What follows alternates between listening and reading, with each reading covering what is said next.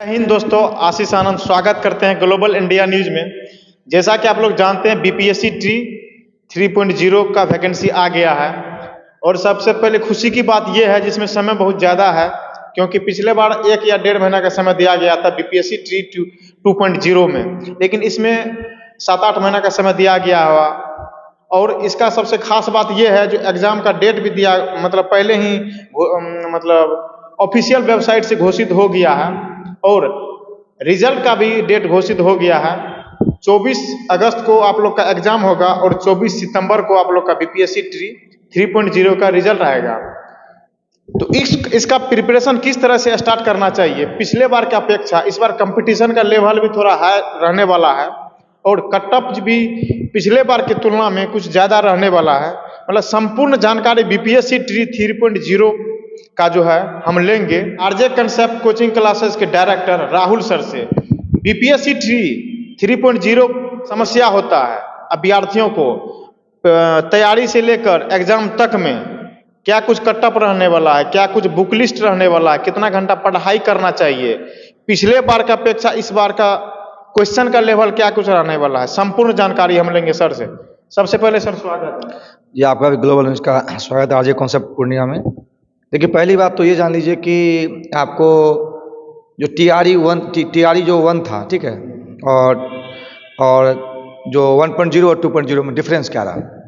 तो BPSC teacher जो 1.0 था उसमें क्या था कि आपको क्वेश्चन का लेवल थोड़ा टफ था, और क्वेश्चन का लेवल टफ था और बच्चे को पता नहीं था क्या पढ़ना और क्या नहीं पढ़ना है। क्वेश्चन टफ था इसलिए कट ऑफ कम गया था। बीपीएससी टीचर 2.0 में 1.0 की तुलना में क्वेश्चन थोड़ा इजी था तो कट ऑफ हाई चला गया था, ठीक है। तो कट ऑफ क्या होगा ये क्वेश्चन डिसाइड करता है। अगर कोई टीचर ये कहते हैं कि अब तुम लोग जो है कट ऑफ और जाएगा है, किसी में कट ऑफ 92 गया है, तब तुम लोग 100 पे तैयारी करो, नहीं। आप क्वेश्चन भी तो देखिए, अगर क्वेश्चन इजी रहेगा कट ऑफ हाई जाएगा, क्वेश्चन अगर टफ रहेगा तो कट ऑफ कम जाएगा। तो कट ऑफ अभी से हम तय नहीं कर सकते कट ऑफ क्या होगा। जिस दिन क्वेश्चन पेपर आ जाएगा, जिस दिन एग्जाम हो जाएगा, उसके बाद डिसाइड किया जाता है कट ऑफ क्या होगा। पहली बात ये जानकारी लेना था, कट ऑफ पिछले बार की अपेक्षा इस बार का क्या रहने वाला है, निम्न रहने वाला है कि हाई रहने वाला है? हमने क्या कहा अभी, कट ऑफ डिसाइड करता है क्वेश्चन पेपर। अगर क्वेश्चन इजी रहेगा तो कट ऑफ हाई जाएगा, कट ऑफ अगर क्वेश्चन टफ है तो कट ऑफ लो जाएगा। जो बीपीएससी टीचर जो 1.0 था उसमें क्वेश्चन टफ था तो कट ऑफ क्या गया था, कम गया था। बीपीएससी 2.0 में क्या था, क्वेश्चन इजी था तो कट ऑफ हाई चला गया था। लेकिन एक जो हम कॉमन चीज़ देखे हैं 1 और 2 में, ये ध्यान रखने वाली बात क्या है कि बच्चे ज़्यादा, जैसे खासकर जो 6 to 8 वाले या 9 और क्या कहते हैं 9-10 वाले बच्चे होते हैं, वो अपने सब्जेक्ट पे फोकस करते हैं, जबकि रिजल्ट का फैक्टर रहता है वो जो लास्ट का वो जो 40 मार्क्स होता है। 80 मार्क्स में सभी कोई अपना एनर्जी लगा देता है और किंग मेकर का काम करता है 40 मार्क्स। ठीक उसी प्रकार से जो हमारा बीपीएससी टीचर जो 1.0 है, उसमें जो है आपको रिजल्ट उन्हीं का हुआ जिसका मैथ रीजनिंग पे थोड़ा कंट्रोल था। क्योंकि मैक्सिमम बच्चा क्या किया कि वो ध्यान किस पे दिया, वो ध्यान दिया जीके जीएस पे। और जनरली टीचर जो होते हैं बीपीएससी वाले, जीएस वाले होते हैं, तो प्रमोट करते हैं जीके जीएस पढ़ो 80 मार्क्स का है, लेकिन नहीं, आपको पढ़ना संपूर्ण तैयारी करनी पड़ेगी। पहला बार रिजल्ट उसी का हुआ, कोचिंग से भी जिसका रिजल्ट हुआ, जिसका मैथ रीजनिंग थोड़ा अच्छा था, उसके रिजल्ट लगभग हो गए। मैथ रीजनिंग पे ज्यादा नहीं, मेरी बात उसमें मैथ रीजनिंग की बात हम नहीं कर रहे हैं, हम कह रहे हैं 80 और 40 की बात कर रहे हैं। 80 मार्क्स का जो कॉमन होता है वो उसके साथ साथ आप 40 मार्क्स पे भी ध्यान दीजिए। अगर आप प्राइमरी वाले हैं तो जो 40 मार्क्स में आपका करंट अफेयर्स है, रीजनिंग है और मैथ है, उस पर फोकस कीजिए। अब ये नहीं कि मैथ कम रीजनिंग ज़्यादा, पिछली बार जो है मैथ ज़्यादा था, इस बार रीजनिंग अधिक कर दिया, तो बैलेंस पकड़ होनी चाहिए। उसी तरह 6 to 8 और 9-10 में क्या हुआ, जिसका जो सब्जेक्ट है उसे फोकस किया और रिजल्ट उसका हुआ। जैसे कि मैथ की बात करते हैं, मैथ कट ऑफ हाई चला गया, क्वेश्चन इजी था, लेकिन वहाँ रिजल्ट उसका हुआ मैथ में जिसका कि मैथ के साथ जीके जीएस पे भी कंट्रोल था, उसका जो है फिर मैथ में रिजल्ट हुआ, otherwise math cut off high चला गया था, ठीक है। तो ये तो हुआ कट ऑफ की बात और तैयारी में कहाँ कहाँ क्या करना चाहिए। अब आगे आपको बताते हैं कि टीचर जो 3.0 इसमें तैयारी कैसे करें। तो जो हमारा टीचर 1.0 है और 2.0 है, उसमें एक बदलाव देखने को क्या मिला। जैसे एनसीईआरटी क्वेश्चन तो एनसीईआरटी बीटीबीसी बेस है ही, लेकिन मेरा सुझाव क्या है, आप एक टीचर बनने वाले हैं, अगर मान लीजिए कि आपको एनसीईआरटी में टॉपिक दिया है, वर्ल्ड वार दिया है, विश्व दिया गया है, या टॉपिक दिया मान लीजिए लाइट दिया गया है, तो सिर्फ उस एनसीईआरटी में उसी टॉपिक में जो दिया है उसी को नहीं पढ़ना है। ऐसा नहीं कि सब पूरा क्वेश्चन एनसीईआरटी और बीटीबीसी से ही था। उसी टॉपिक के, उसी टर्मिनोलॉजी के क्वेश्चन थोड़े से डेप्थ में गए थे, गहराई में गए थे।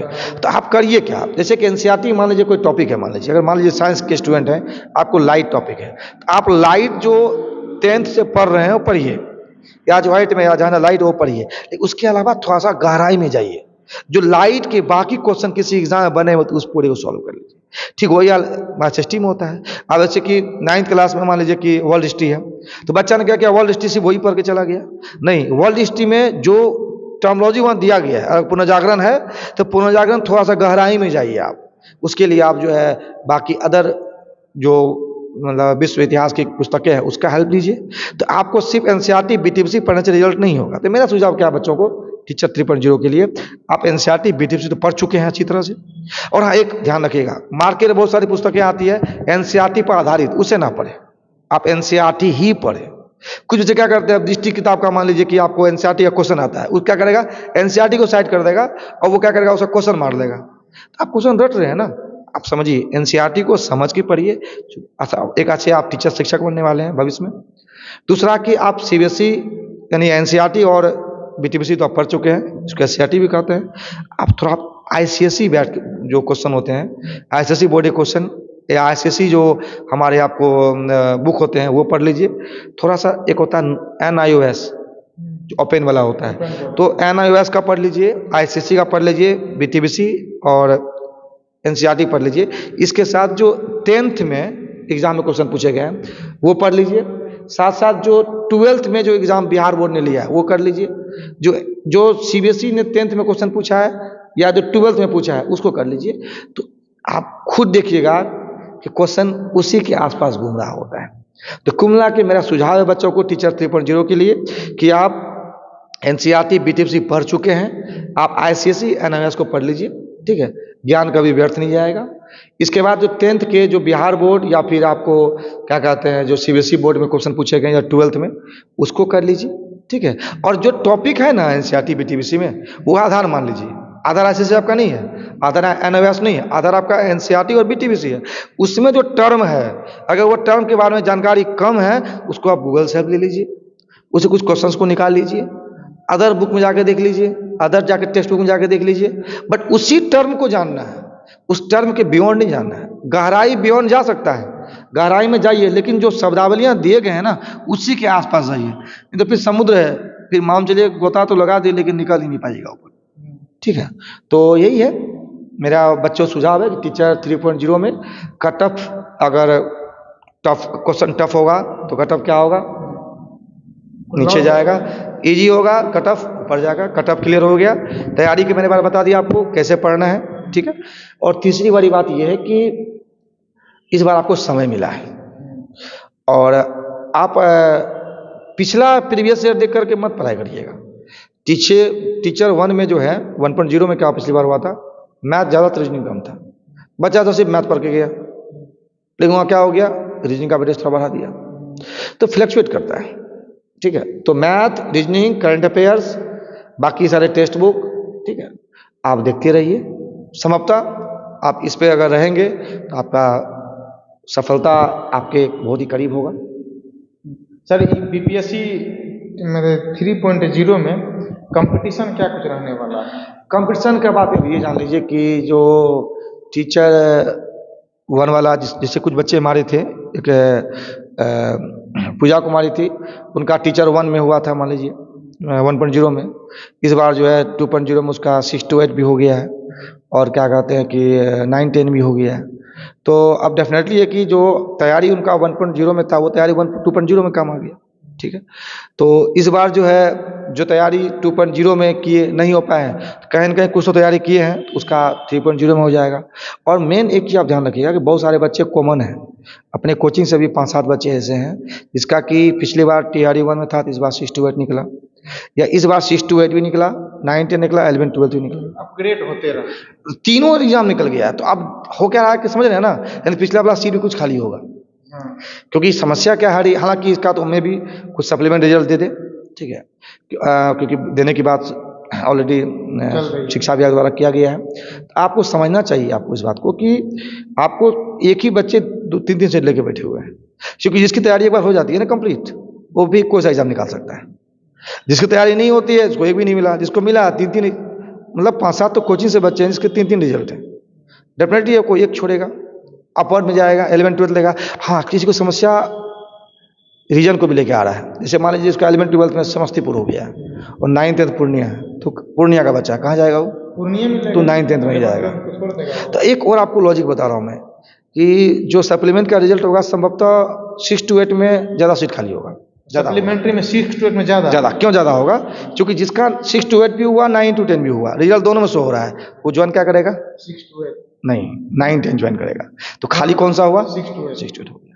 जिसका 6 to 8, 9-10 और 11-12 भी हो गया, 11-12 जाएगा। और ज़्यादा समस्या हुई रीजन को, क्षेत्र को लेकर के, दूर कहीं पड़ गया तो 9-10 ले लेगा। तो ज़्यादा जो सीट सप्लीमेंट रिजल्ट लेने वाला होगा संभवतः, अनुमानित है, ठीक है, वो 6 to 8 में होगा। ठीक है, तो मतलब मैनुअली रूप से अभ्यर्थियों को बीपीएससी ट्री 3.0 में एनसीईआरटी पे ज़्यादा फोकस करना, वो तो कर ही रहे हैं, एनसीईआरटी बीटी से कर रहे हैं। अलग से मैंने ऐड किया आईसीएसई बोर्ड की पुस्तकें, और आप जो है क्या कहते हैं एनआईओएस की पुस्तकें, ठीक है। और 10th और 12th के जो बिहार के एग्ज़ाम हुए हैं, बिहार बोर्ड के, और सीबीएसई के एग्ज़ाम हुए हैं, वो करने पड़ेंगे। इसके साथ साथ जो एनसीईआरटी बीटीसी में टर्म दिया गया है ना, तो उस टर्म को थोड़ा गहराई में जाके पढ़ना है। उसी टर्म के आसपास क्वेश्चन है। आप खुद सोचिए, आप एक टीचर बने, टीचर है, मान लीजिए वर्ल्ड वार के बारे में दिया गया है, या मान लीजिए कि आपको विषाणु यानी वायरस के बारे में दिया गया है, या मान लीजिए कि मैथ में जो है प्राइम नंबर के बारे में दिया गया है, तो आपको जो किताब में है सिर्फ आप वही जानकारी दीजिएगा उसको, क्या नहीं, आपको तो डीपली जानकारी तो डीपली किसके बारे में जाना है? अगर टॉपिक में आपको वायरस है तो वायरस के बारे में जाना पड़ेगा ना, उसी में डीपली जाना है। बात को समझिए, टेम्परामेंट को, यानी जो टर्म वहाँ पे है तो वही आपको किताब में, अगर 4 लाइन आप 4 लाइन बोलिए है क्या, टीचर मतलब क्या होता है? अगर 4 लाइन किताब में दिया तो आप उसको 15 लाइन में, मतलब जितना आप ज़्यादा से ज़्यादा उसको। लेकिन अब टॉपिक अगर मान लीजिए किताब में अगर मान लीजिए वायरस दिया है तो उसको बैक्टीरिया नहीं पढ़ाएगा ना, वायरस ही पढ़ाएगा। तो जो टॉपिक दिया गया उसी को गहराई में जाके पढ़िए, तो आप जाके देखिए आपका टीचर 3.0 भी निकल जाएगा। क्योंकि जो बच्चे टीचर के सफल हुए हैं कोचिंग से 1 और 2 दोनों में जो सफल हुए हैं टीचर वाले में, तो उनका स्ट्रेटजी यही था, हमने उसको स्ट्रेटजी यही दिया, उसको फॉलो किया, उसका रिजल्ट हुआ। सर, जानकारी देने के लिए बहुत बहुत धन्यवाद। जी, आपका भी बहुत बहुत धन्यवाद। बीपीएससी ट्री 3.0 के जितने भी अभ्यर्थी हैं, सर जो जानकारी दिए, इसने आप लोग कितना प्रतिशत संतुष्ट है? आपके अंदर जो राय बनता है अपना कमेंट बॉक्स में डालिएगा, और हम लोग मिलेंगे नेक्स्ट वीडियो में। तब तक के लिए जय हिंद।